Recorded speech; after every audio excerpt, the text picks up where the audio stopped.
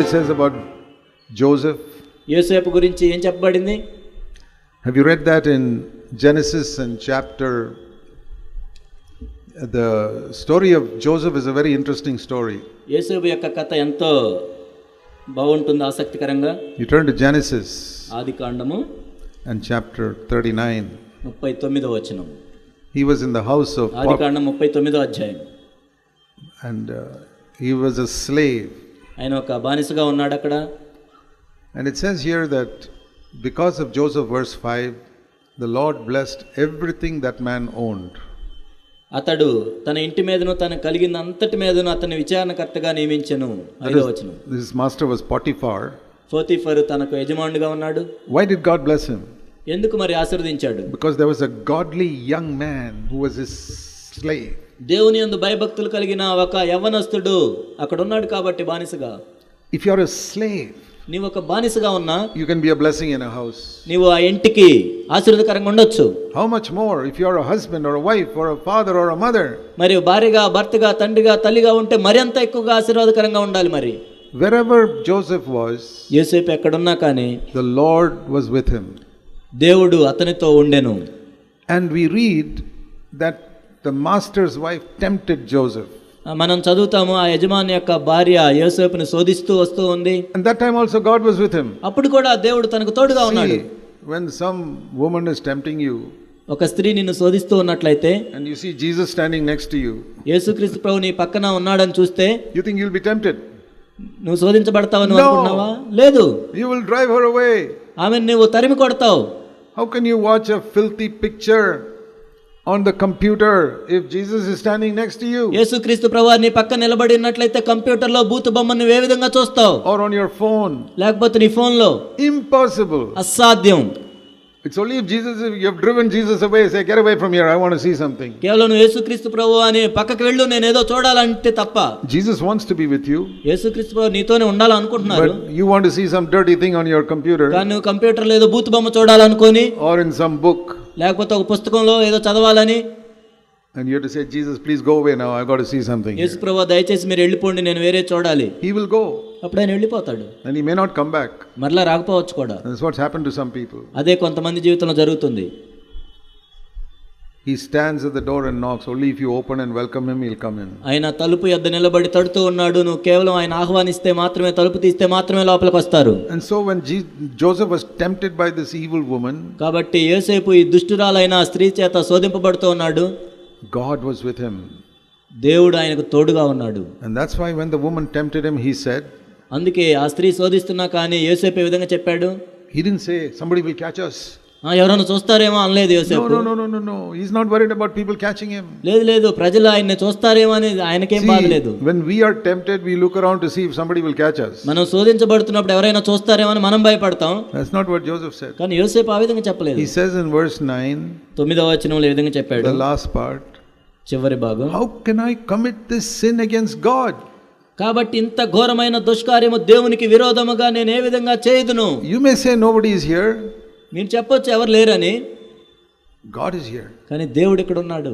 And another day, ఇంకొక రోజు, and it says there in verse 11, nobody was in the house, in that room. ఇక్కడ 11వ వచనంలో ఆ గదిలో ఎవ్వరూ లేరు, ఎవరు లేరు. And she caught Joseph. అప్పుడు యోసేపుని పట్టుకుందామా? And he says, no, God is here. లేదు, దేవుడు ఇక్కడ ఉన్నాడు. And he was only about 20 years old.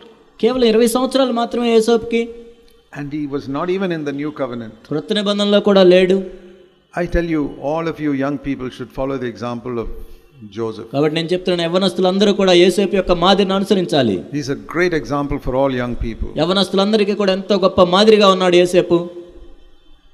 Only he didn't have a Bible, he didn't have believers, but he had God. ఆయనకు Bible లేదు, విశ్వాసులు లేరు, కానీ దేవుణ్ణి కలిగి ఉన్నాడు. That's all you need. అదే నీకు కావాల్సింది కూడా అదే. Later on you read in the next chapter, end of that chapter, they put him in prison. ఆ తర్వాత ఆ అధ్యాయంలో చివరిలో మనం చూస్తాం, చెరసాలలో వేశారు యోసేపుని. And there God was with him. అక్కడ కూడా దేవుడు తోడుగా ఉన్నాడు. You read that. You take time to read that chapter. చదవండి, ఆ అధ్యాయాన్ని చదవండి. He was in prison, God was with him. ఆయన చెరసాలలో ఉన్నప్పుడు దేవుడు తోడుగా ఉన్నాడు. He was in a slave, God was with him. బానిసగా ఉన్నప్పుడు దేవుడు తోడుగా ఉన్నాడు. Later on he went to the palace, God was with him there. ఆ తర్వాత రాజభవనానికి వెళ్ళాడు, అక్కడ కూడా దేవుడు తోడుగా ఉన్నాడు. What a wonderful way to live. నిజంగా ఎంత గొప్ప అద్భుతమైన జీవన విధానం కదా అది. Wherever I go, నేను ఎక్కడికి వెళ్ళినా people treat me badly. ప్రజలు నన్ను తప్పుగా చూడొచ్చు, God is with me, అయినా దేవుడు నాతో so I ఉంటాడు, can forgive them. వారిని నేను క్షమిస్తాను. Some evil woman tempts me, ఒక దుష్టురాలైన స్త్రీ నన్ను శోధిస్తే God is with me, దేవుడు నాతో ఉంటాడు, so I'm not bothered, it will not touch me. కాబట్టి నన్నేమీ ముట్టుకోలేదు. And then I get some high position in some office, ఆ తర్వాత ఒక ఆఫీస్లో నాకు ఉన్నతమైన పదవి వస్తే like Joseph, యోసేపు వలె again God is with me. అక్కడ కూడా దేవుడు నాకు తోడుగా ఉంటాడు. That is how every one of us must live. కాబట్టి మనలో ఉన్న ప్రతి ఒక్కరము కూడా అదే విధంగా జీవించాలి. That is a heavenly life on earth. అదే ఈ భూమి మీద పరలోక జీవితం జీవించడం అంటే. More than Joseph. యోసేపు కంటే కూడా ఎక్కువ. He was in the Old Testament. ఆయన పాత నిబంధనలో ఉన్నాడు. How much more we can be? మరి క్రొత్త నిబంధనలో మనం ఎంత ఉన్నతంగా ఉండాలో కదా. Jesus said in Matthew 28 verse 20. మత్తయి సువార్త 28:20లో యేసుక్రీస్తు ప్రభువు ఈ విధంగా చెప్పారు. I am with you always till the end of the age. నేను యుగాంతం వరకు కూడా మీతో సదాకాలం ఉంటాను. I'll be with you. మీతో ఉంటాను. Then how does he go away? మరి ఏ విధంగా వెళ్ళిపోతాడు ఆయన ఉంటే? Because when I want to do something wrong, I say, Lord, go away now, I've got to do something else. నేను ఏదైనా తప్పు చేయాలని నిర్ణయించుకున్నప్పుడు ప్రభువా నువ్వు బయటకు వెళ్ళిపో, నేను ఏదైనా తప్పు చేయాలనుకుంటాం. See, when you husband and wife are having a argument with each other, భార్య భర్తలు ఒకరితో ఒకరు విరోధంగా పోట్లాడుకుంటూ ఉన్నట్లయితే, if you recognize at that time Jesus is standing there, ఆ సమయంలో యేసుక్రీస్తు ప్రభువారు అక్కడ నిలబడి ఉన్నారని మీరు గుర్తించినట్లయితే, do you think he will talk like that? ఆ విధంగా మీరు మాట్లాడతారని మీరు అనుకుంటున్నారా? Do you think you will talk like that to your wife or your husband? మీ భార్యతో కానీ భర్తతో కానీ మీరు ఆ విధంగా మాట్లాడతారా? Never. అలా కానే కాదు. Then why you talk like that? మరి ఎందుకు మాట్లాడుతున్నారు? Jesus is not there. యేసుక్రీస్తు ప్రభువు అక్కడ లేరు కాబట్టి. That is the problem. అదే సమస్య. In heaven, Jesus is there all the time. పరలోకంలో యేసుక్రీస్తు ప్రభువారు ఎల్లప్పుడూ శాశ్వతంగా నిత్యత్వం అక్కడే ఉంటారు. And a heavenly life is where Jesus will be with us all the time. కాబట్టి పరలోక జీవితం అంటే యేసుక్రీస్తు ప్రభువారు సదాకాలం ఎల్లప్పుడూ మనతో ఉండటమే. When we talk of living a heavenly life on earth, కాబట్టి పరలోక జీవితాన్ని ఈ భూమి మీద జీవించటం, దాని గురించి మనం మాట్లాడుకుంటున్నాం. how is that possible?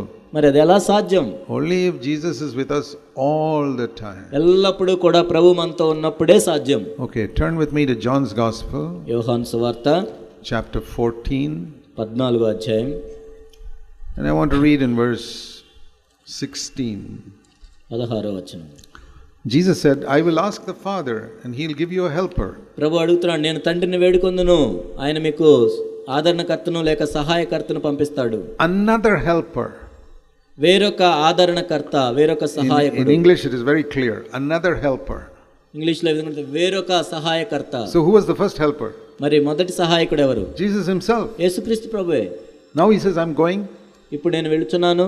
But I'm going to heaven.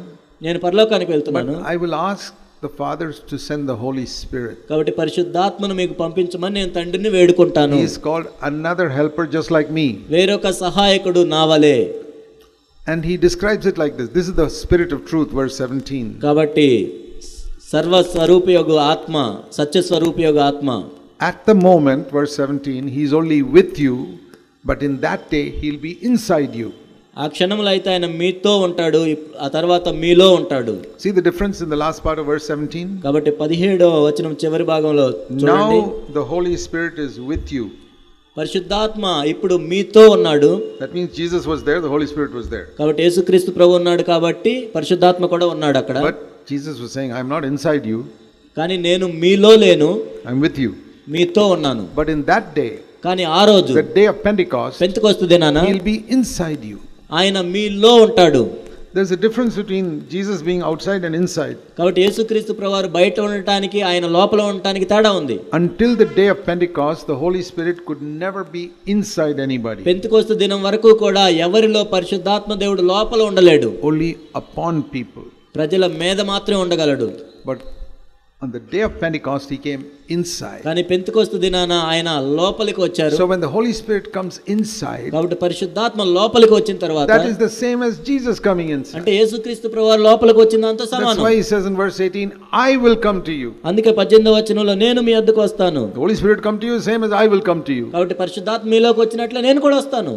That is better than Joseph's experience. అది యోసేపు అనుభవం కంటే కూడా శ్రేష్టంగా ఉంటుంది. Joseph had God with him. యోసేపుకు దేవుడు తోడుగా ఉన్నాడు ఆయనతో. But I have inside me. కానీ మనలో ఉంటాడు ఇప్పుడు దేవుడు. Wonderful. ఎంత అద్భుతం. That is the heavenly life. అదే పరలోక జీవితం. And I must recognize that all the time. కాబట్టి ఎల్లప్పుడూ కూడా దాన్ని నేను గుర్తించాలి. The Lord is with me. దేవుడు నాతో ఉన్నాడు. Wherever I go, నేను ఎక్కడికి వెళ్ళినా I want to remember that. నేను దాన్ని జ్ఞాపకం ఉంచుకోవాలి.